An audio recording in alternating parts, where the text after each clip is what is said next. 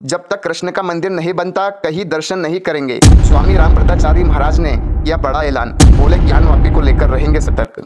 22 जनवरी को अयोध्या में राम मंदिर प्राण प्रतिष्ठा के बाद हाथरस पहुंचे जगत गुरु तुलसी पीठाधीश्वर स्वामी रामभद्राचार्य महाराज ने बड़ा ऐलान कर दिया। उन्होंने कहा, जब तक मथुरा में श्री कृष्ण का मंदिर नहीं बनता वह देश के किसी भी मंदिर में दर्शन नहीं करेंगे। उन्होंने कहा कि मंदिर को न्यायालय से लेंगे, श्री कृष्ण जन्मभूमि मथुरा भी न्यायालय से लेंगे, क्योंकि यह हमारा अधिकार है।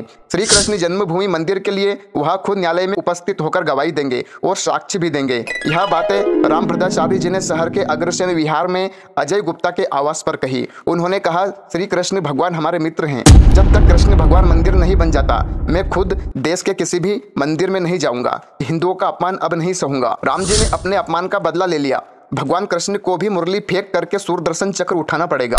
उन्होंने कहा, वह कृष्ण जन्मभूमि के लिए सनातनियों को जागृत करने के लिए अलख जगाने का प्रयास कर रहे हैं। उन्होंने कहा कि श्री कृष्ण जन्मभूमि का हाथरस ब्रज के देहरी से शंखनाद हो चुका है। उन्होंने कहा कि अयोध्या के लोग आक्रामक थे, अब ब्रज के लोगों को भी श्री कृष्ण जन्मभूमि के लिए जागृत होना होगा। उन्होंने एक सवाल के जवाब में कहा कि हमारा गर्भगृह बन गया है, श्री राम प्रभु विराजमान हो गए हैं। उन्होंने कहा कि मंदिरों पर आक्रमण कर सोना औरंगजेब ले गया था।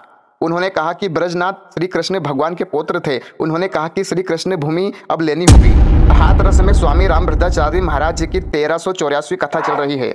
जब अयोध्या का फैसला आना था तब भी हाथरस के बागला कॉलेज में कथा चल रही थी। अब कृष्ण जन्मभूमि का फैसला आना है। इस समय भी हाथरस के लाड़पुर में रामकथा हो रही है। स्वामी रामभद्राचार्य महाराज ने कहा कि सब अच्छा होगा।